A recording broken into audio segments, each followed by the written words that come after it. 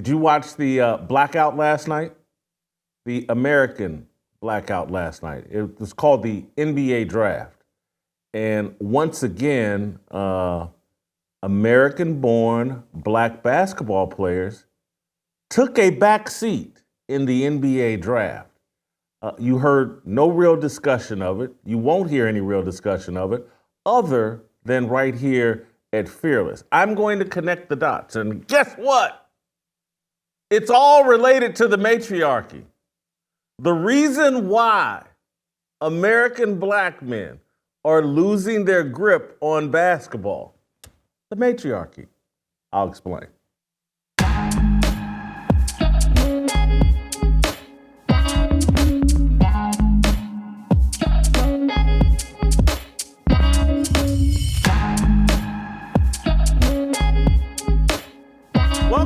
Welcome to Fearless with Jason Whitlock. I'm Jason Whitlock, your host. Happy Thursday. Thank you for joining me. Awesome show planned for you today. Steve Kim, TJ Moe will join me in a bit. We have a lot to unpack and discuss today. I'm going to start off talking about the NBA draft. Then I'm going to segue into talking about LeBron James's I Promise School.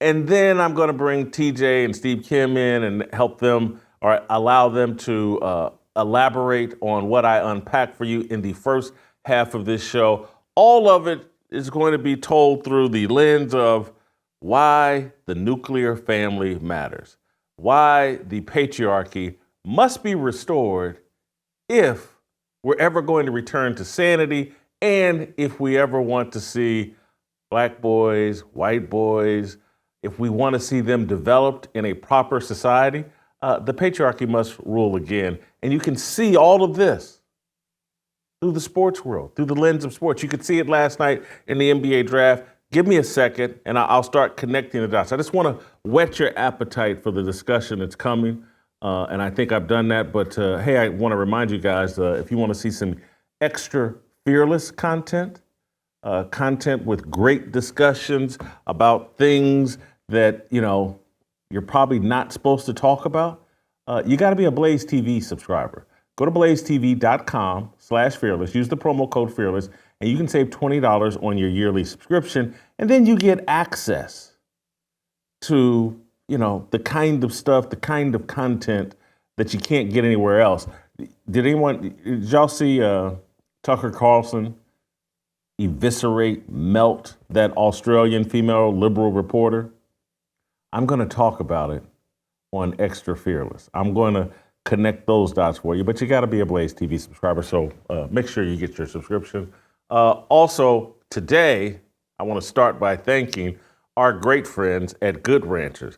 We can't do this without Good Ranchers. They help us do this. They're our primary supporters, and we're so appreciative of them that you're going to use my promo code FEARLESS at goodranchers.com, and with your subscription, you can claim $100 off plus free smoked brats for a year while supporting veterans this Independence Day. It's time to revolt and claim your independence from the grocery store meat aisle, and it's time for you to support one of our primary sponsors who allows us to speak as freely as we do and have the kind of conversations we're going to have today. I want to start with the blackout that transpired last night during the NBA draft. It's talking mostly about the American-born blackout.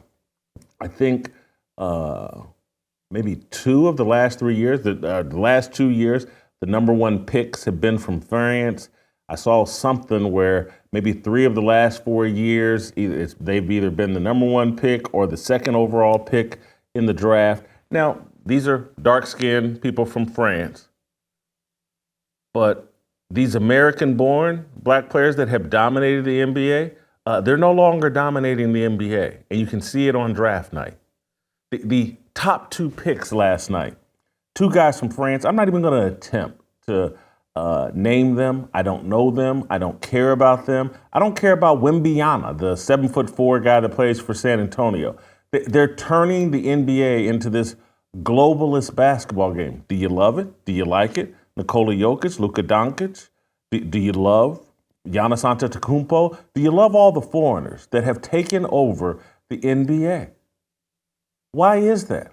Why are we producing an inferior basketball product year after year after year? And you can see the influence of these foreigners year after year after year. The third pick in the draft, white kid from Kentucky named Reed Shepherd. I knew a tiny bit about him, but third pick in the draft, who knew? I think the sixth pick in the draft, some dude, name I'm not going to begin to pronounce, from France as well. Then Donovan Clingan, the big kid from UConn, he goes 7. Zach Edey, he goes 9. So you got Zach Edey, who's like Asian and white, Donovan Clingan, white guy, Reed Shepherd, white guy, 3 guys from France. 6 of the top 9 draft picks in the NBA draft, foreign country or American white. This isn't me complaining. This is me saying, how you like them apples? This is me saying, how do you like what the matriarchy is producing? An inferior product. Who has always dominated the NBA in basketball? American-born black basketball players. That dominance is waning and waning and waning because we're not developing our kids in nuclear families. And instead of having any type of discussion about this phenomenon that is obvious and that people are talking about, everybody's just kind of nibbling around the edges. But it's the conversation's out there and to be had. I want to play a clip from Gilbert Arenas. This is him a week or two ago, getting at the influx of international players. And, his suggestion is like, this is what the NBA wants. Play the clip. So the NBA took away aggression. Mm-hmm. They took away aggression to open up the Euro League. When they first started getting here, it was too rough for them. Mm-hmm. And they didn't make it. They didn't make it, right? Mm. So eventually, they softened the rules. They didn't soften the rules for the Americans. They softened the rules to open it up international. Yeah. So when they're saying the Euros is going to run the league in the next 5 years, why do you think that? More threes, passing, cutting. This is not our league. This is not the American style. This is the Euro style. So, drive in, suck the defense in, pass the ball to the three-point line. It's a three-point shooting league because they're copying Euro style. And so the inference, he didn't say it flat out, but the inference, the NBA, they're racist. They don't want the American black-born players. Well, they're racist. This is a plot. They want the Euros dominant. They want Nikola Jokic and Luka Doncic to dominate. And now they want these black dudes from France that we can't pronounce their name and no one knows. They want them to dominate. Yes, the NBA does have an international globalist agenda. We are the world. All that stuff, global citizens, all that stuff that Obama supports is what the NBA is about. And guess who's getting left out? You, American-born black man. You're getting left out. It's our own doing, though. If our kids weren't so immersed in the matriarchy, raised by single mamas, raised by single grandmamas, raised by aunties and uncles, if our families weren't so destroyed, we would still be producing the Magic Johnsons and the Michael Jordans and all the great players before, the Bill Russells, all of that. We would still be producing that. But we're not. We're nurturing our kids in an inferior family structure, and it's undermining them at every level, including basketball. Basketball, for years, this is the sport of single mamas and kids that come from rough backgrounds. No. The single parent home does not produce a better product than the 2-parent nuclear family that God designed. This could all and should be being discussed by organizations that call themselves the worldwide leader in sports. But it's not being discussed because clowns are leading the discussion on the worldwide leader in sports. Clowns and former jocks who are really just clowns with millions of dollars. Gilbert Arenas and Kenyon Martin, they're well-intentioned. They're not on ESPN. They're on an individual podcast. But we've turned the conversation over to know-nothings, to people that were handed millions of dollars at 19 and 20 years old, and their intellectual evolution was stunted because of all the money they were handed that was pretty much unearned. We've turned the conversation over to super tall people. That's their gift. They're super tall. They don't know what they're talking about. And then there's a ringleader to the whole circus.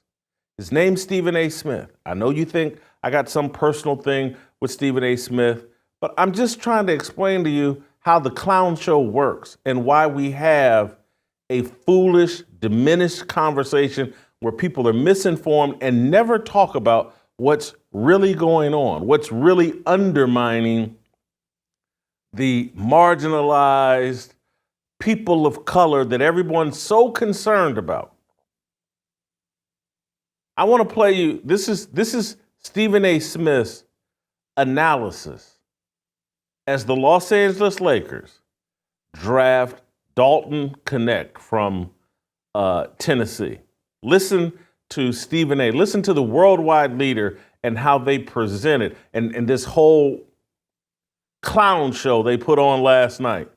The diverse ESPN incompetence clown show that we witnessed last night. People took a dump on this draft coverage justifiably. But listen, here's Stephen A. Smith with the analysis of Dalton Knecht. Take a listen. And with the 17th pick in the 2024 NBA draft, the Los Angeles Lakers select Dalton Knecht from the University of Tennessee. You got it there, Stephen A. Unanimous first-team All-American.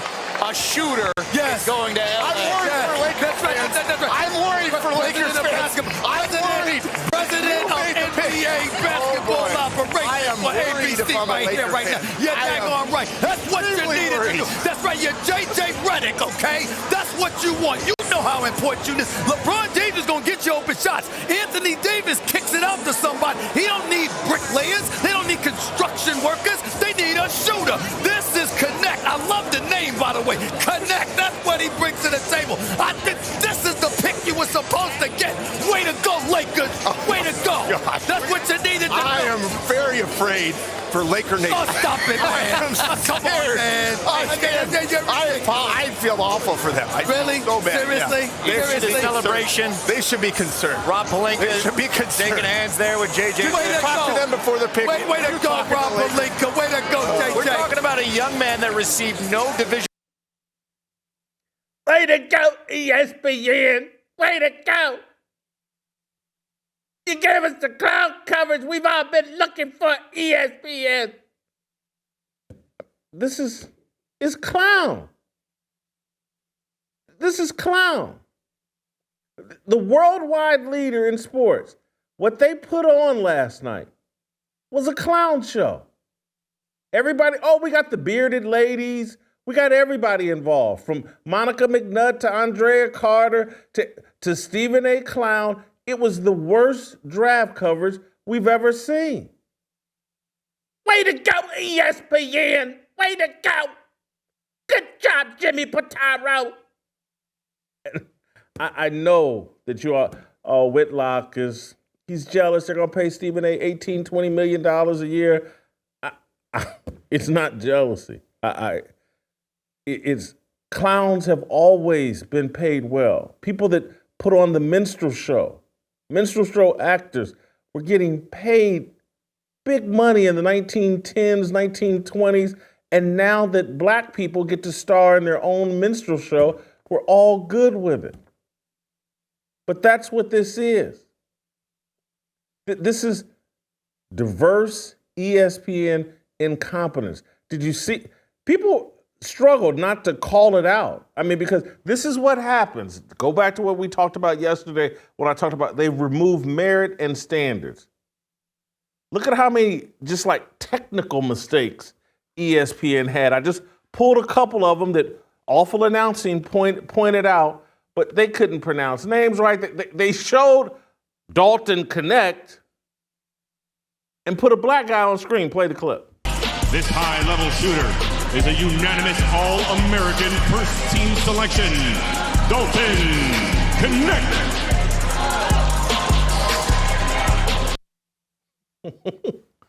Dalton Connect, the white guy.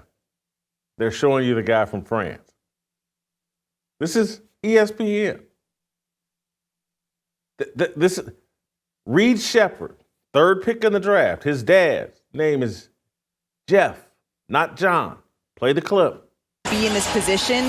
He said that, you know what, I really wouldn't have believed you. He has risen so far up the boards. He's an outdoorsman. He loves camping in his spare time, and now he is headed to the Houston Rockets. What a meteoric rise for Reed Shepard.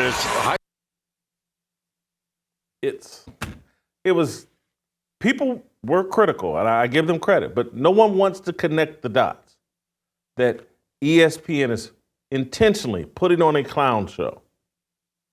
They've intentionally made a clown the face of their network. This is Homie the Clown, Stephen A. Smith, the face of their network, face of their NBA draft coverage. People are tuning into a draft where the overwhelming majority of players are unknown, and you need a detailed explanation of who they are so that people can even understand and or appreciate. But what we got was, way to go, JJ Redick. Way to go. Good job, JJ. We got a clown show.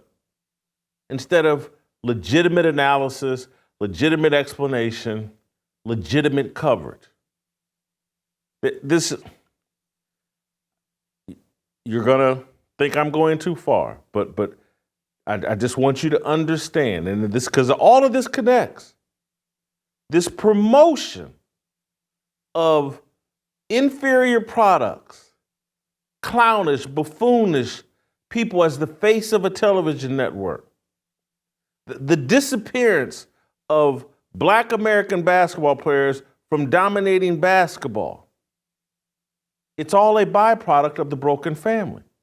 And ESPN is part of the promotion of, hey, we don't want you to pay attention to the fact that your family structure is in shambles and your kids aren't being nurtured and developed properly, and therefore they're losing their place of dominance in certain aspects. They're not gaining ground in other aspects, that they can't compete academically. Now they're even starting to struggle athletically as parents start pouring more and more resources into the development of their kids athletically.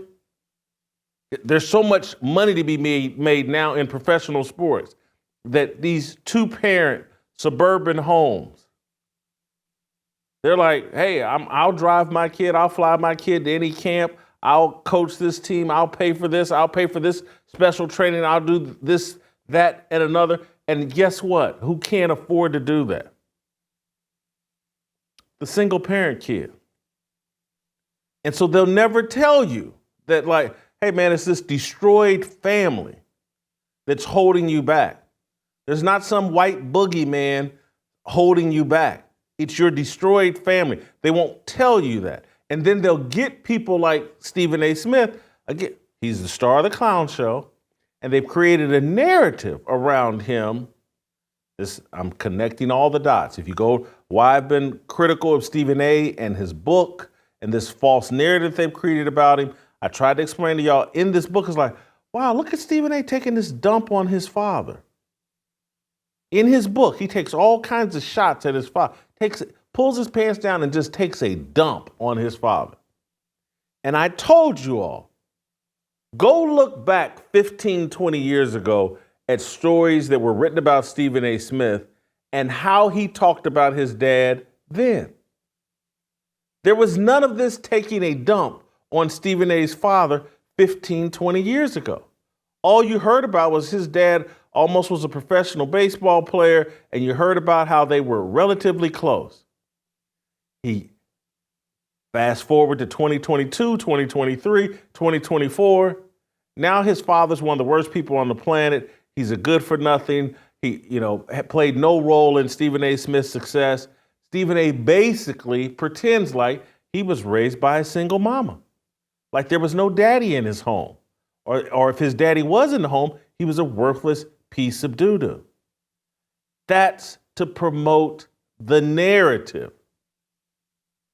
that single mama is capable of producing the great Stephen A. Smith, the $20 million a year sports journalist.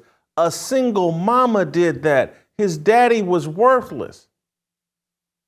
Everything they're doing is about promoting a narrative that the destroyed family is not a problem, that the new black family that centers and worships a black mother. Oh, that is so great. And look at all these great, look at LeBron James, look at Stephen A. Smith. He's lying to promote a narrative that's intended to continue to destroy the black man and is intended to destroy all of America by destroying the nuclear family and getting everyone to buy into, you don't need daddy, you don't need mama and daddy married, you don't need them in the same home. Don't you understand? These single mamas are doing it all. They're mama and daddy. And their kids are great. And then you look up at places like the NBA draft, you start saying, well, damn, how come LeVar Ball and his wife, how come their kids are first-round draft picks? And you start looking around and start doing the research on a lot of these young kids. And they come from nuclear families. And it's a suburban league now. The NBA is no longer a ghetto league. It's a suburban, international, globalist league. It's for global citizens. Can't have this discussion because we got a clown leading the discussion. He's the head of the circus ESPN has built.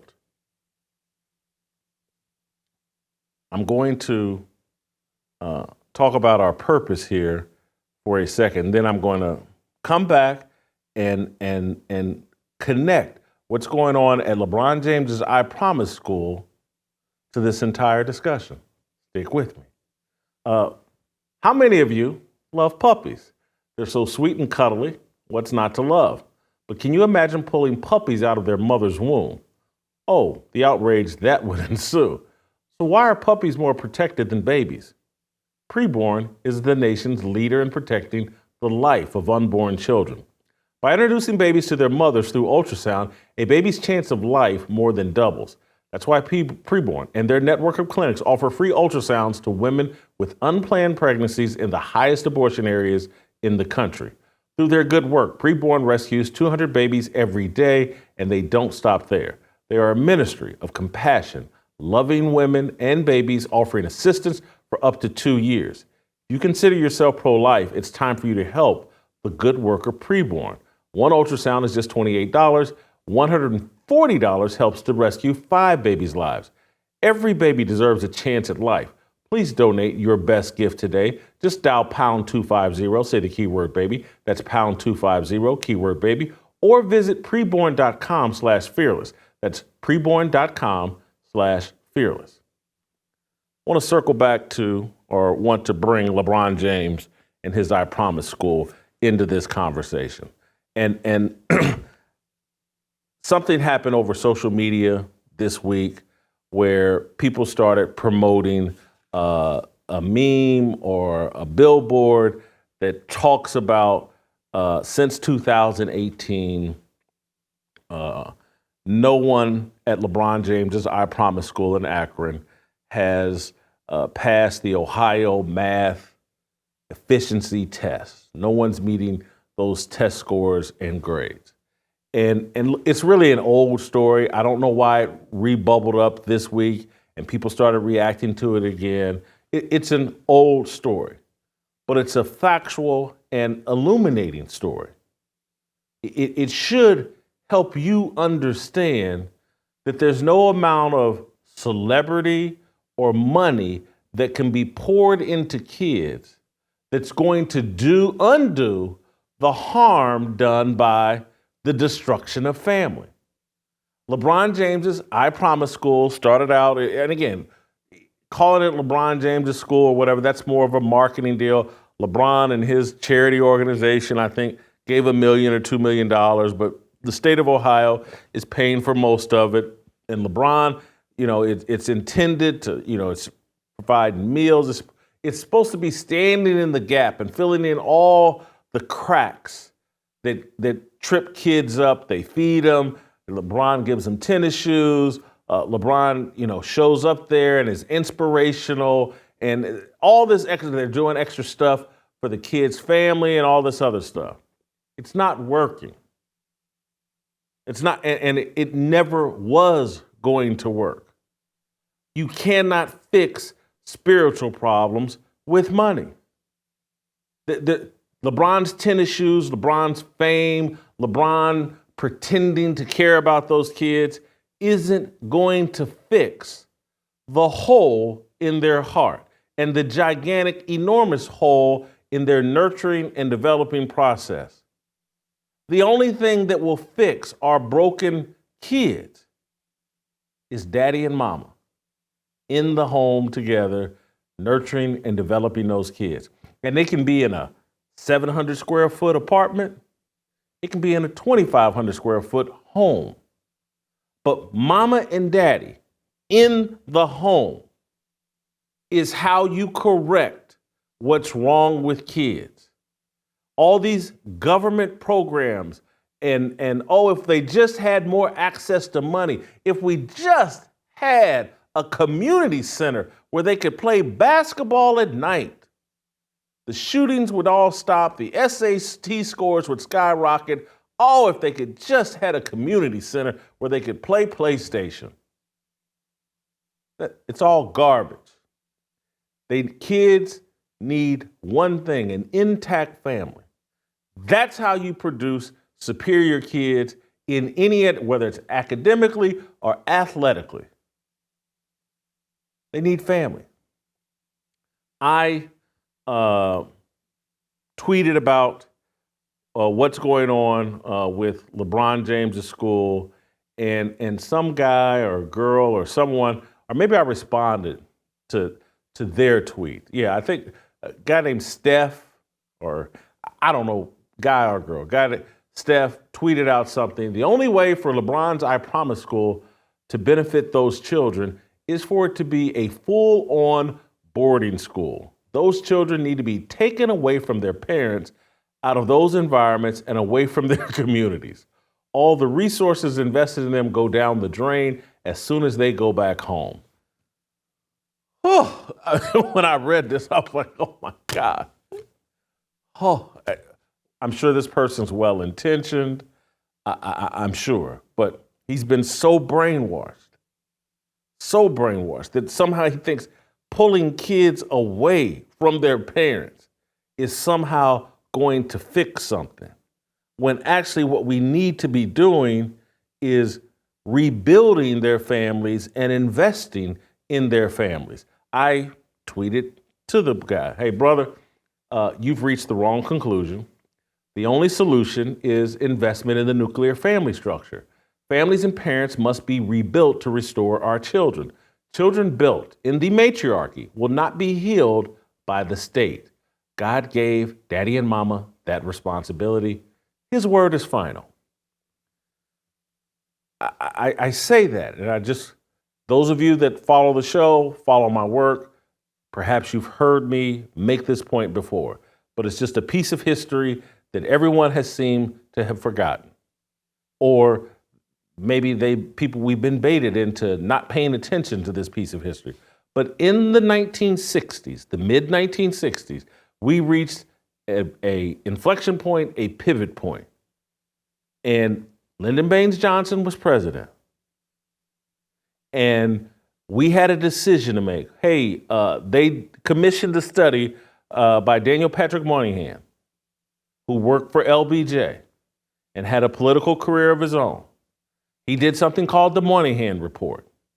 In the Moynihan Report, his argument was, hey, guys, President Johnson, political establishment, man, the black family's headed the wrong direction. We have to invest in the black family, and that means we have to invest in black fathers and restore the black patriarchal structure. Black men, you can see it coming. They're being emasculated in their homes. They're not the providers. The solution is to funnel investment and give these men jobs so that they can be the leaders of their family. That was the overall narrative gist of the Moynihan Report. The media, the liberal-led media, convinced Lyndon Johnson and the public that the Moynihan Report was racist. Lyndon Johnson, I think, went to Howard University and gave a speech that was basically supporting and arguing for the Moynihan Report and his solution. The media went after Lyndon Johnson, painted the Moynihan Report, the idea, the thought of investing in the black man, they painted that as racist. And Lyndon Johnson pivoted to Great Society initiatives and investment in the black woman and in women. Investment in the patriarchy. Hey, we got welfare checks and all this other stuff we'll give you. We're going to make you queen of the hood. We're going to make you queen of the family. We're going to put you in charge. We're going to support the matriarchy. And that's the path we have gone down for the last 60 years. How do you like the results? The results speak for themselves. Black man has been completely emasculated.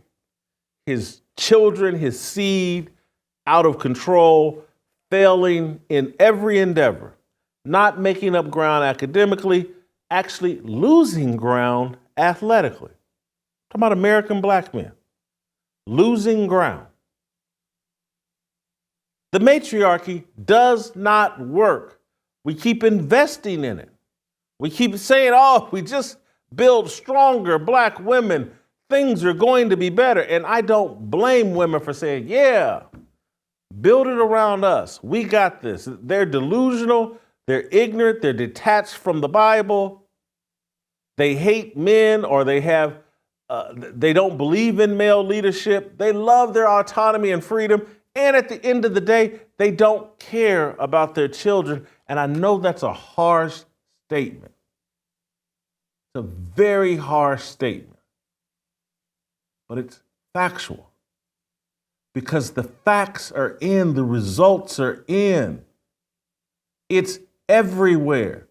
When it trickles all the way down to the NBA, where you can't even produce basketball players the way you used to, you need to take the scales off your eyes and say, hey, what am I missing here? What's going wrong? Maybe I can't do this.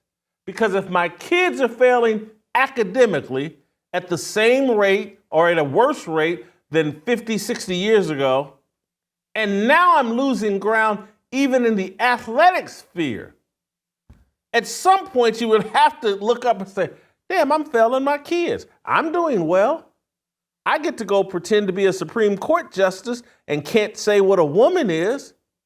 This is good for me. Hey, I get to sleep with Willie Brown and a half dozen or a dozen or two other, who knows how many other people. I can sleep my way all the way to the vice presidency. This is good for me.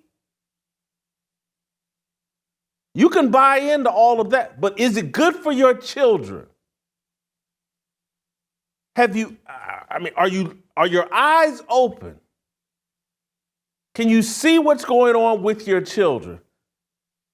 You can be blind if you want, and oh my God, yeah, if I can just get that next raise at my corporate job and become the vice president of diversity, equity, and ignorance, oh, it's going to make things so much better for my kids. I'm going to be able to buy them the name brand shoes and get them a PlayStation 5, and they're going to be so happy and lazy and no purpose, no connection to God, emasculated. All these feminine kids running around here, male feminine kids running around here.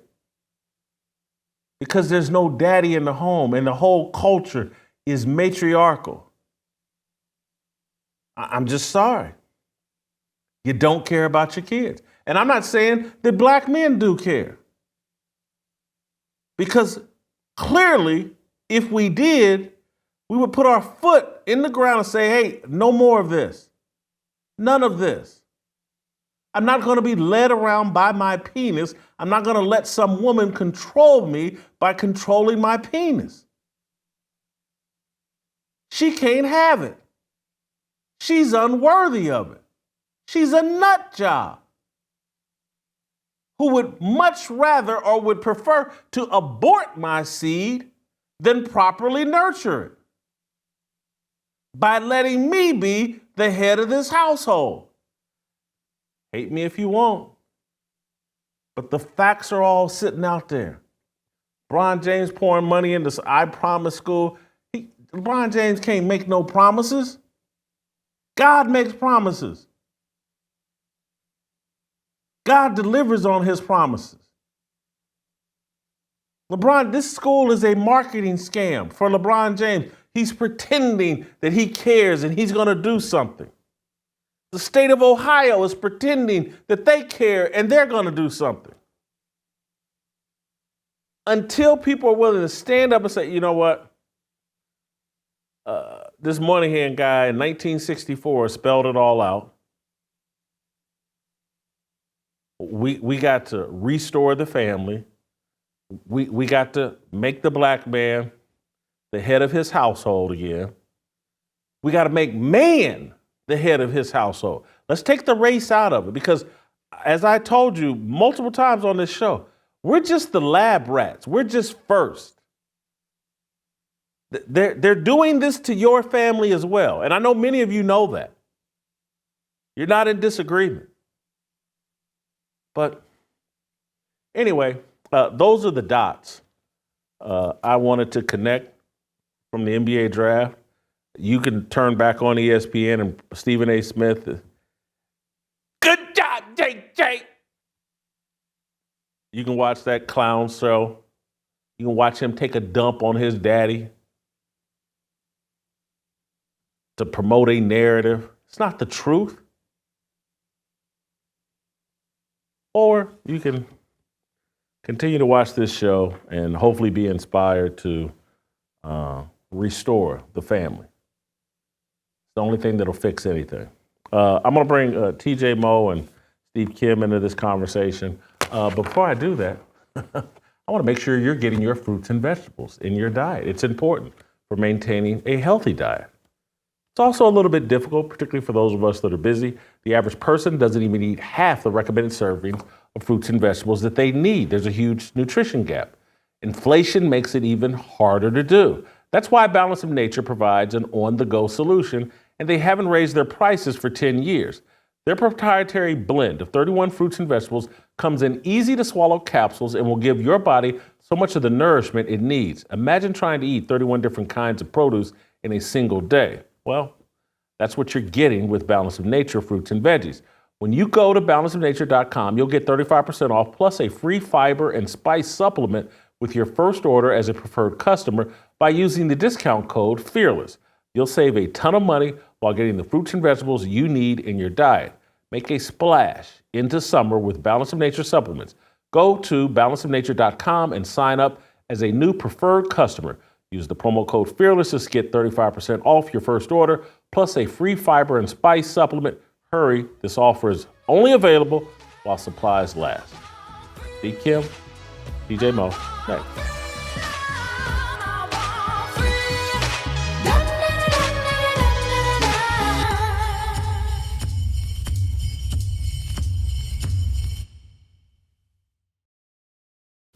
Maybe we should detonate a nuclear bomb over the Atlantic. This is like a Saturday Night Live skit. By the way, the same stable genius that said the biggest problem we had in the Revolutionary War is we didn't have enough airports. What the hell is even that? Hop in the comments right now. I read the comments. In the chat, someone, if you can make sense of that, please explain it to me. I don't get it. He said a bunch of words. Look, maybe I'm being too hard. Whoa.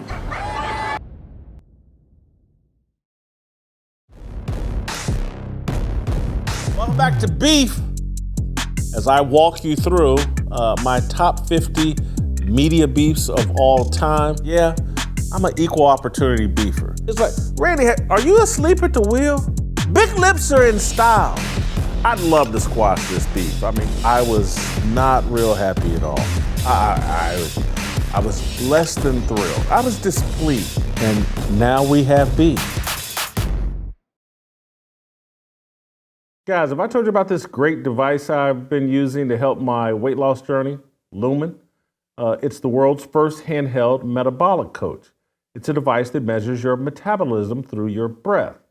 And on the app, it lets you know if you're burning fat or carbs and gives you a tailored guidance to improve your nutrition, workout, sleep, and even stress management. All you have to do is breathe into your Lumen first thing in the morning, and you'll know what's going on with your metabolism, whether you're burning mostly fats or carbs. Then Lumen gives you a personalized nutrition plan for that day based on your measurements. You can also breathe into it before and after workouts and meals, so you know exactly what's going on in your body in real time, and Lumen will give you the tips to keep you on top of your health game. Because your metabolism is at the center of everything your body does, optimal metabolic health translates to a bunch of benefits, including easier weight management, improved energy levels, better fitness results, better sleep, and more. So if you want to take the next step in improving your health, go to lumen.me and use the promo code FEARLESS to get $100 off your Lumen. That is Lumen, LUMEN.ME. That's Mary, Edward, me. And use the promo code FEARLESS at checkout for $100 off. Thank you, Lumen, for sponsoring today's episode, and thank you for educating me about Lumen. I've been using this and learning a lot about when to exercise, how food affects my metabolism. I've been using this personally, guys. Join me on this journey.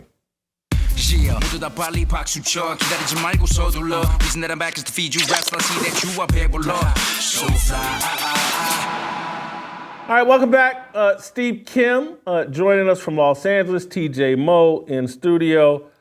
Steve, did you watch any of the NBA draft coverage last night? There was an American blackout in the draft. A lot of white guys, a lot of foreign guys. The brothers, sitting in the green room waiting to be called. I found it fascinating. Jason, I'll come clean. I've watched more Caitlin Clark in the last week than any of that NBA draft. I have a very, very honest question to ask. I don't blame you. Yeah. Who in the world are these guys? I mean, look, there was a time where I kind of knew most of at least the lottery, if not 2/3 of the first round. And I was just kind of thinking about it as I'm waiting for this segment to start. Jason, I'm sure you were with me. There was a time and place where it wasn't just you or I, but most of America knew who a Ralph Sampson was coming into the draft. We knew who a Patrick Ewing was. We knew who an Allen Iverson was, a Larry Johnson, a Derek Coleman. We knew who a Jason Kidd or Grant Hill or Glenn Big Dog Robinson was. I think that was the 94 draft. Even last year, I'll say this, Wemby had a lot of buzz. And so those are the number one picks that I kind of recall off the top of my head. And we all knew them. They were very familiar to us as American sports fans. They became iconic in certain regions. Nowadays, it's just a bunch of guys with funny haircuts and a couple of Europeans being drafted. And then you kind of move on with your life. So, no, I actually did not watch a single second of that draft. It was fascinating how bad I thought the coverage was, the presentation was. They didn't have a lot to work with. And so, maybe that's why they leaned into the buffoonery of Stephen A. Smith. But I would have leaned the other direction and tried to give the most informative coverage because people just didn't know who or what they were watching. Well, I think, I was thinking about this earlier. So, TNT decided, hey, Charles Barkley will work. I know he doesn't watch one single second of college basketball, but we're going to put him on a game and he's going to call the game because he's so interesting and entertaining. And ESPN made that bet with Stephen A. Smith, and they're dead wrong. Nobody wants to watch Stephen A. Smith act like a buffoon. I can watch Charles Barkley call these games and still have some level of entertainment because it's all happening right in front of us, right? At least the play-by-play guy will know something. He'll fill in the gaps. Keep in mind, Barkley does a studio show. He doesn't call games. He does a studio show. So he would have been doing exactly this afterwards. And he admits, he's open about not knowing anything. Guys, I haven't watched 5 minutes of this, but here's what I see in that half. And so they can fill in the gaps. Ernie will fill in the gaps or whatever. Stephen A. Smith's not that interesting. He can't fill in the gaps, so he yells. Not that interesting or funny or accomplished. Again, the whole time you're watching Barkley, you're thinking like, this is one of the greatest basketball players of all time. And you have all these memories of his exploits on the court, and he's actually been there, and he's fought with people that matters, and his opinion really matters. Stephen A. Smith just yells and screams. The coverage was embarrassing. Steve, and TJ follow in here. What do you think of my assessment, belief that Black Americans, men, are losing their grip on the NBA? This is a pretty consistent deal where the foreign players are going at the top of the draft, and now more and more two-parent home Black, but white guys are getting drafted. It's like the whole LeBron James era, the single baby mama era. It's over in the NBA, and no one's talking about it. So the NBA is anti-DEI. They're now the League of Swirl. I mean, it got me thinking. But I remember this when I still used to be a big Lakers and NBA fan. So the Lakers lost. Pat Riley blows my three-peat. All right, so they get swept by the Detroit Pistons in '89. So we're thinking, okay, we're still a good team. We got injured. We just had a couple of parts. We can go right back to the title. And guys, I'll never forget it. The Lakers had I think the second to last pick in the first round. And Jerry West was an absolute master of picking up guys like A.C. Green, Michael Cooper later in the draft. Okay? And so I'm thinking, okay, great anticipation. And I'll never forget, I think it was David Stern, steps up and he goes, Lakers with the first round pick. And I'm thinking, okay, maybe this guy from Kentucky, this guy from UNLV. And he goes, Vlade Divac. And I was like, who in the world is that stiff? And it was from Yugoslavia. Best known for the Yugo and then having a civil war and then a couple of good basketball players. But from that moment on, it was really interesting, Jason, because in that era, players from Europe were generally picked up in the very last part of the draft, certainly the first round. And then you take a flyer on a Tony Kukoc, I believe, who I think was a second-round draft choice of Jerry Krause. And now to see it flip all these years later, Jason, where it is now the European players who dominate the lottery and the players from the four-year universities in America filling out the rest of that first round. I never thought it would come to this, but Jason, it is what it is. TJ made a fascinating point this morning, piggybacking off your point, Steve, that the actual one-and-done deal is actually hurting the Black American basketball player because he doesn't get that 3 or 4 years in college being developed by a father figure head coach. Yeah, so, I mean, for years, and because this started to happen, I think, during the high school years, when AAU took off, but at least these guys still stayed in college. Yeah, your high school coach didn't have the same effect that he once did, because you used to be able to start in ninth grade, and whether you had a dad or not, you had requirements from a man that taught you how to do things in the locker room. You don't have the same in high school as you would in college, but it started there. Then the AAU thing took off, and all you had left was college. Well, at least you'd be in college for 2, 3, sometimes 4 years. And that coach, when you get to college, that's a real father figure because he has control of your whole life. You go back to that dorm and then you come right back here. And that's all it is. So you actually had to go through the development. And I think the one and done rule has done more to hurt the black player than virtually anything else you could do. That's a fascinating point that I've never, TJ brought it up this morning. I've never heard that discussed, but that's something, I'll be marinating on. Anyway, Steve, your thoughts on it? Yeah, I mean, Jason, to TJ's point, a lot of the players that I mentioned about 5-10 minutes ago, they stayed 3, if not 4 years. I mean, Ralph Sampson stayed all the way to his senior year. Akeem Olajuwon, I believe, stayed 3 years. He had 1 year left. Patrick Ewing certainly stayed all 4 years. Even Allen Iverson, people forget, he was not one and done. He actually had a 2-year run with John Thompson at Georgetown. And so, to use a more recent example, TJ, where I think you're absolutely right, I believe that Zion Williamson, who's the last college basketball player that actually made me turn in the channel and watch him for more than 3 minutes at a time, based on what has happened in his maturity level or lack thereof, that's a guy that needed to be under that cocoon of Krzyzewski for at least another year or two. I'm not saying it would have been any different. He might still be as big as the Goodyear blimp. He may still be hooking up with porn stars. But my feeling is the maturity level coming out, if he just would have stayed, let's say, after his junior year, instead of just having a 6-month run at Duke, I do think it could have impacted him positively. Awesome point. I think Zion's career would probably be completely different had he been at Duke for 3 or 4 years. No question about it. Because it's not even just Coach K. It's all the former players that come back and end up being mentors of yours and get talking to you about, hey, this is what they're going to expect in the pros. When you're only on college campus for 6 months, you don't establish a relationship with Grant Hill or a bunch of the other former great Duke players.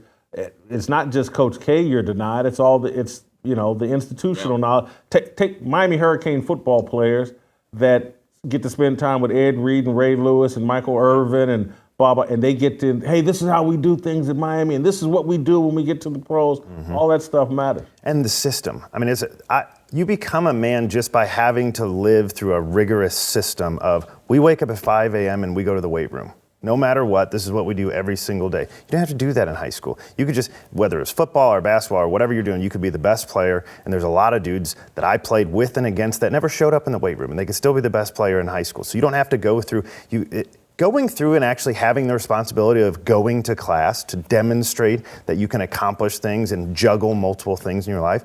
That's all good things. It conditions you how to be a man. So you skip right from high school where, because just be honest, public high school in the United States is not exactly a difficult task, to straight to, you got a semester that you end up playing or so, and then you go straight in the NBA and you're a multimillionaire and you just pay people to do stuff for you. It's a terrible, you never grow up. These guys never grow up. They're 40 years old and, you sound like Gilbert Arenas. Pretty much. Steve, the LeBron James I Promise School, that thing sparked back up, the failure of that thing sparked back up this week. I think it's mostly regurgitating old news, but I do just find it fascinating that, and worth talking about, like LeBron and his celebrity and dumping some money and extra meals on kids isn't quite fixing their academic achievement problem. And I just go, there's only one solution. It's family, and we keep looking for political solutions. I was in a private conversation, Steve, where I pointed out, perfect, was like a point that you've made here on the show. Do you see Asians out talking about vote or die? Man, if Joe Biden or Donald Trump isn't in office, my life is dependent upon that. Asians like, nah, I'm gonna lean into my family, and I don't care who president is. I don't care if we have a number 1 NBA draft pick. I don't care. I'm just going to do this family thing. And they seem to be getting the best results from their kids. Why is no one pointing to that and saying, that's the solution. Let's do what the Asians do. No, let's put a bunch of tennis shoes inside of a school and call it I Promise. That'll fix it. Yeah, I mean, Jason, they should change that name of the school to, hey, I can't promise you an actual education. But yeah, the thing with the Asians is the only thing we need to be representative or over-represented is dry cleaners and liquor stores. We're good there. That's the thing. But there is a certain base, like, hey, we're going to have a nuclear family. We're going to try to run a business, but we're going to be a group that has traditional values regardless. And I've said this to you before, Jason. We are actually blessed with the lack of athleticism. We don't have hoop dreams. We really don't. I mean, it was made very clear to me, like, Steve, you think you're going to be a major league ball player? You're not. And it was, and when I actually faced a guy that got signed out of Lucerna High School, and he threw a fastball that I heard, I didn't see it, and the ball that hits the mitt, I said to myself, my mom and dad were right. I really should have tried to make the honor roll. This baseball thing is ending for me in about 2.5 months after this season. I mean, there's no pressure. The pressure is we don't care if you run a 4.340. You better get at least a 1200 on your SAT. And if your 40-yard dash is actually in range with your grade point average, we actually think that's a great thing. But that's the whole notion. I don't like this. Look, it's unfair to just blame LeBron, but this is where the media is dishonest.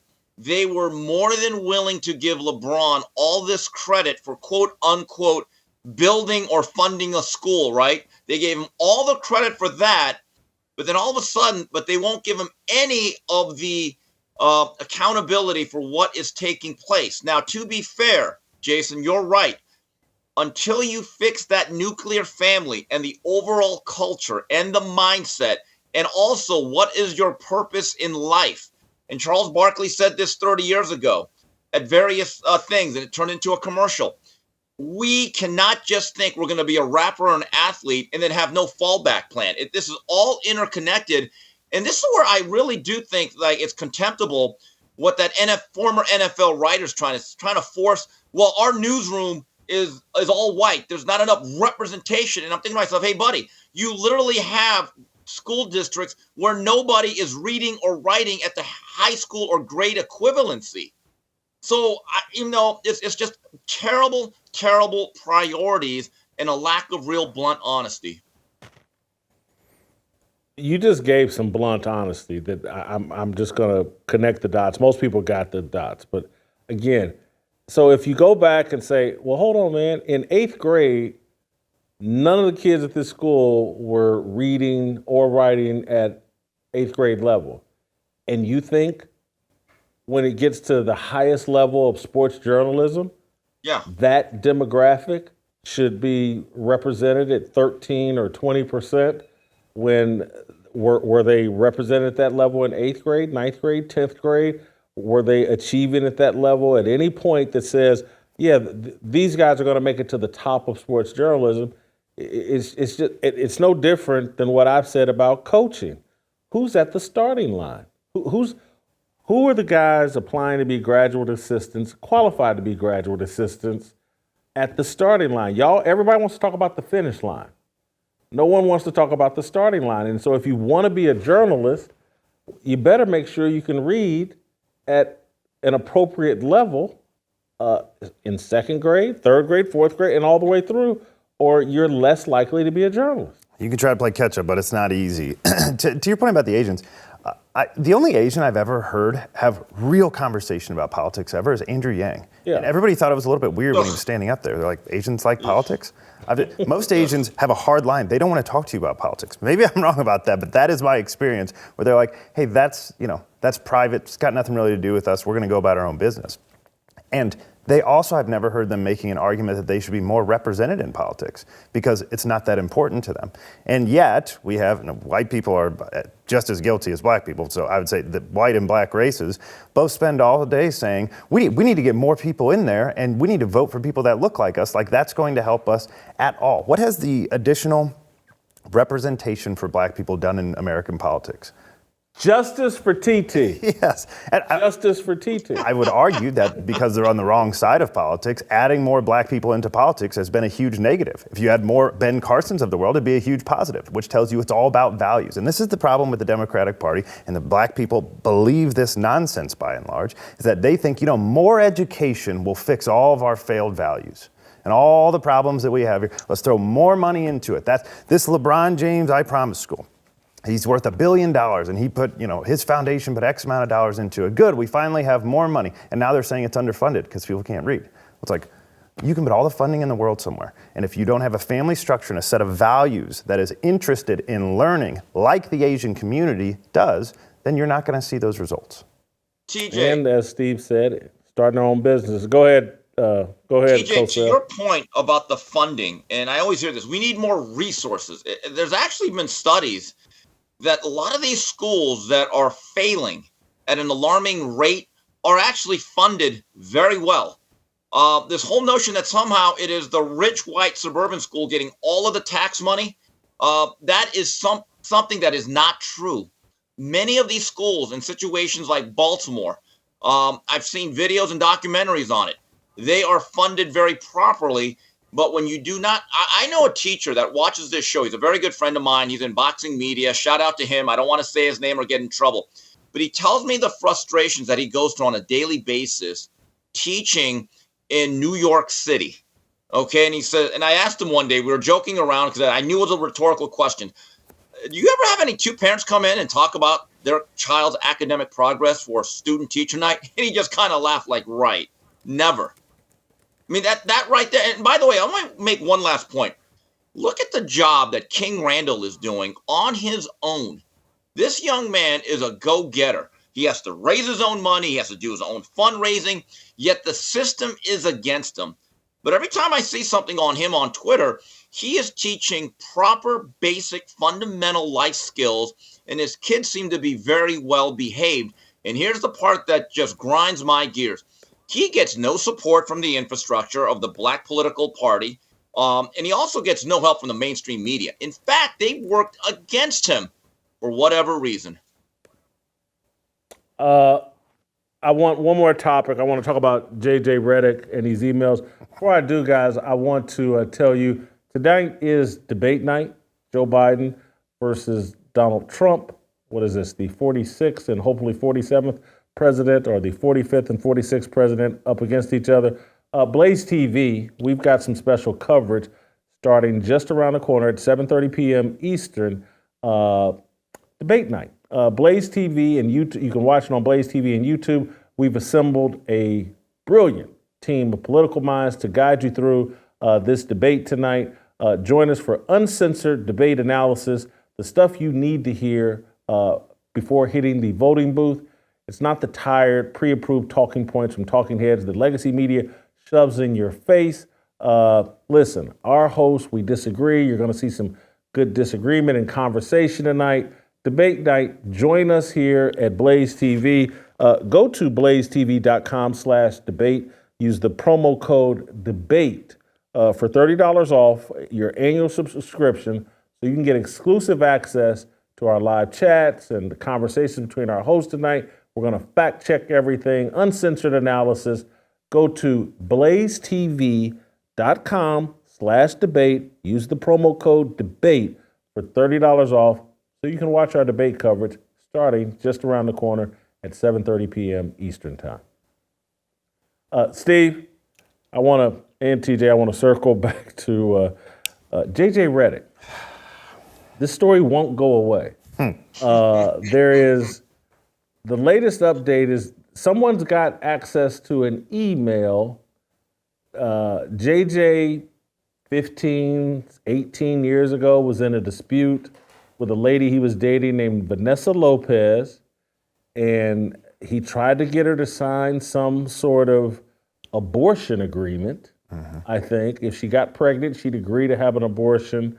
And the dispute kind of got nasty and went back and forth. And allegedly, there's some email where he wrote, "Greg, my brother-in-law left her a voice message calling her a dirty N-word. We've got problems with that stupid, I think is the word, leaks it.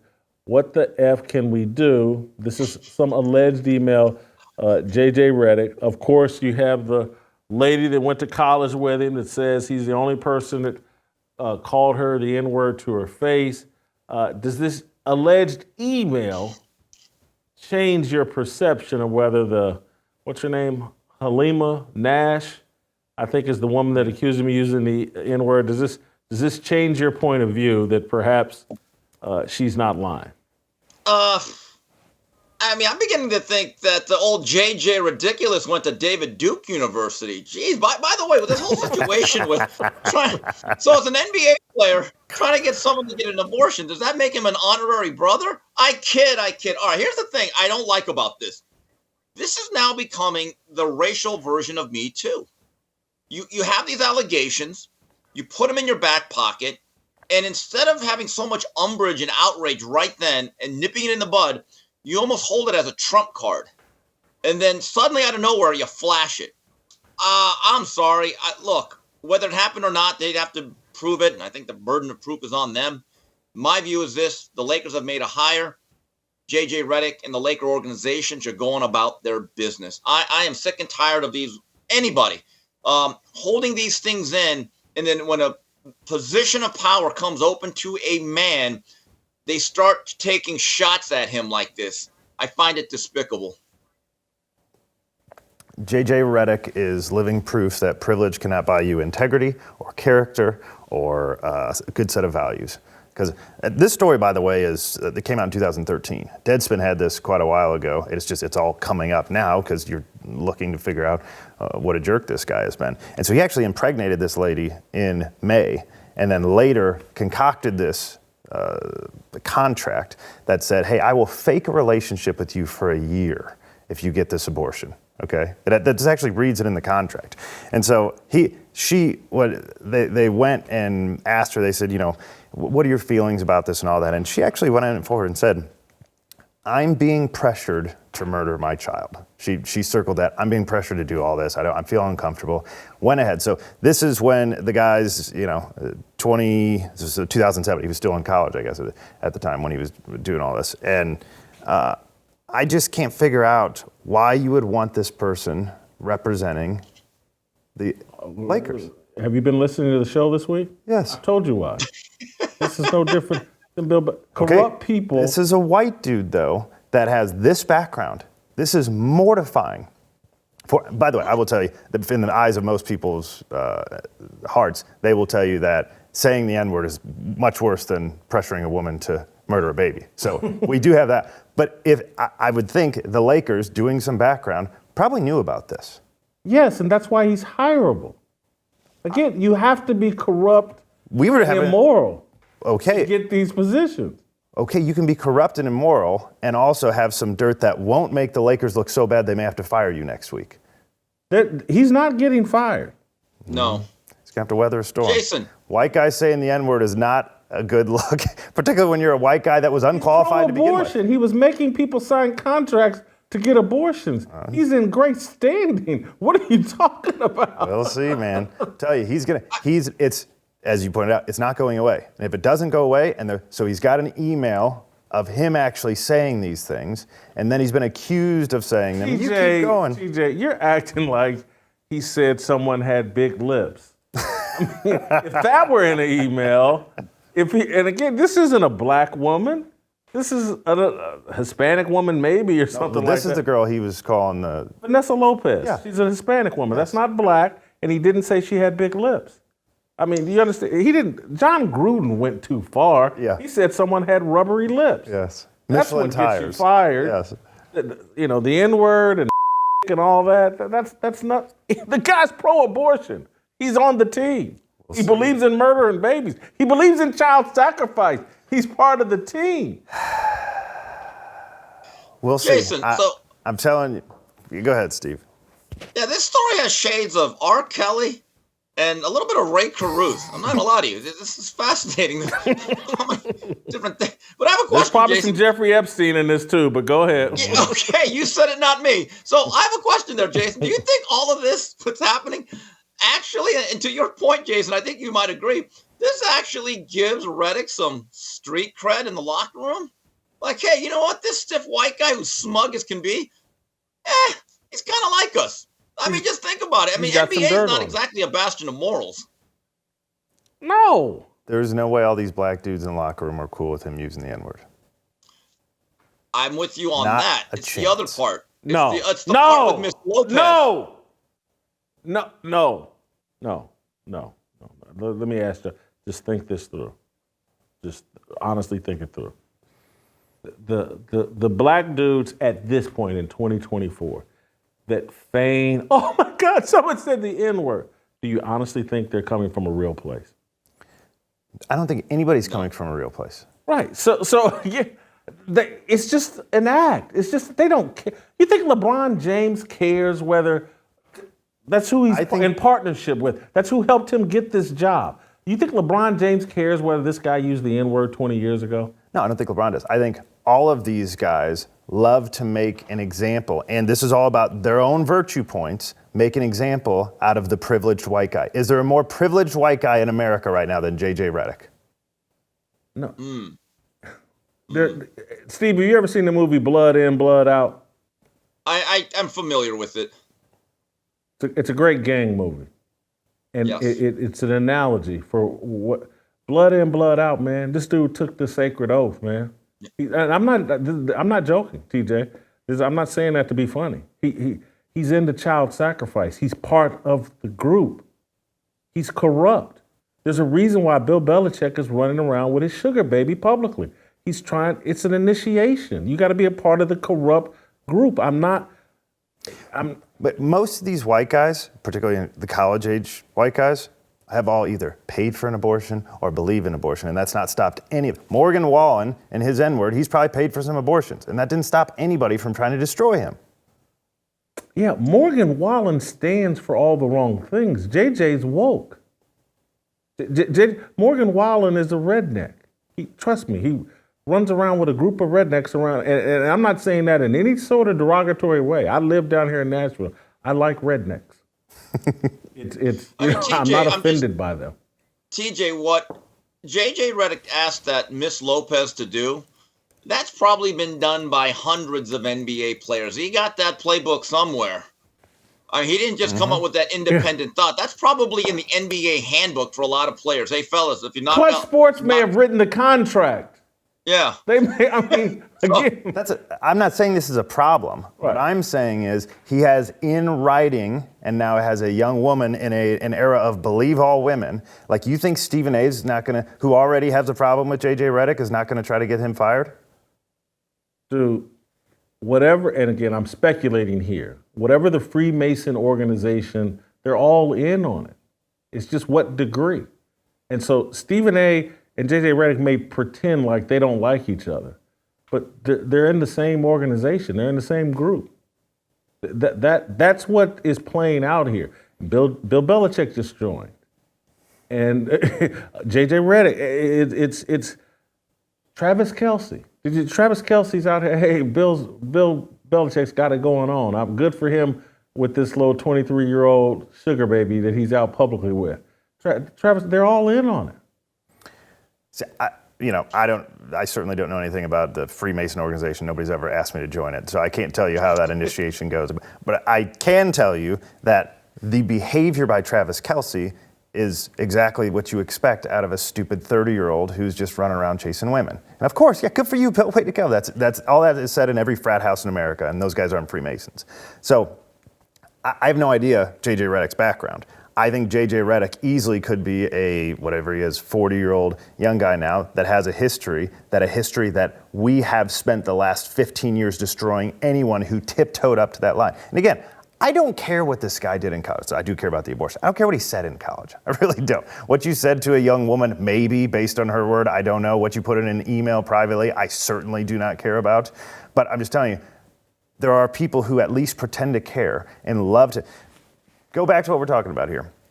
A black man got fired for the most privileged white kid in America today.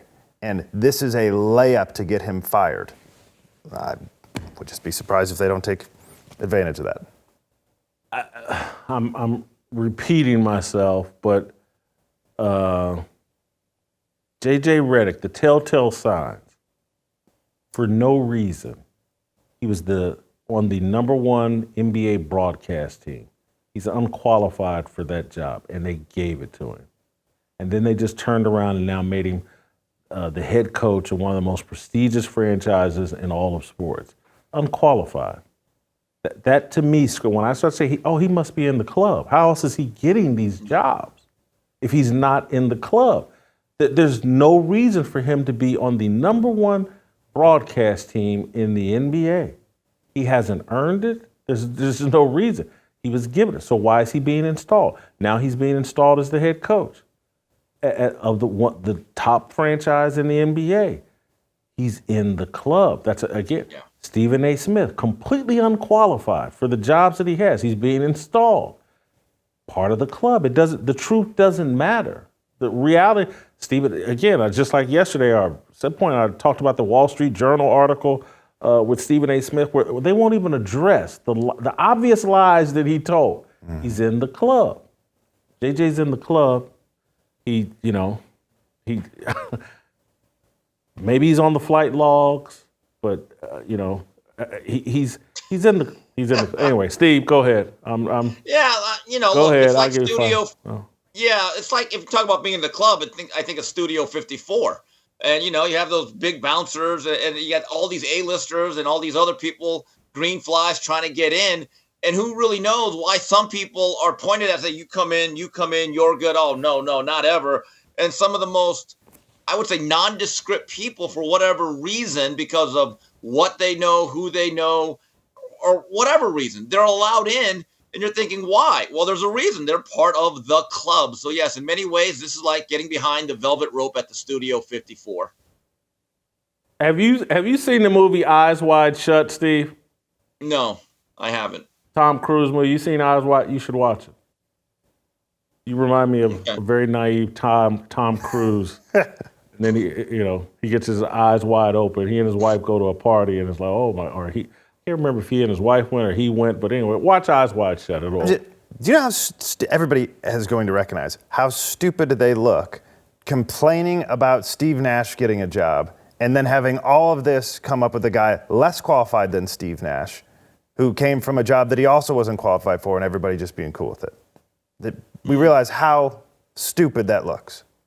And it speaks to not that Steve Nash wasn't in the club, so you could criticize him and go after him and run him out of a job. But I mean, to me, JJ, man, he's up there with Jay-Z and everybody. Diddy, he's right up there with him. And I just don't see the Lakers batting an eye. Jenny Buss because Jenny Buss, they're running the club. They're all in. So anyway, thank you, Steve. This was far more interesting and spicy than I anticipated. Let's play tomorrow, and we'll see you tomorrow. Waiting for the countdown, coming off the breakdown, standing in line for freedom. Looking for a breakout, feeling like a standoff, nothing in life like freedom. Came in like a fighter, striking like a ladder, making all these moves for freedom. I want freedom. No negotiation, my sister, no relation. We all just wanna have freedom. Sitting on the corner, never been alone. I'm breaking my back for freedom. Blessed, we are living, get back. We are receiving, all deceiving. We all wanna be free. We want freedom. I wanna be,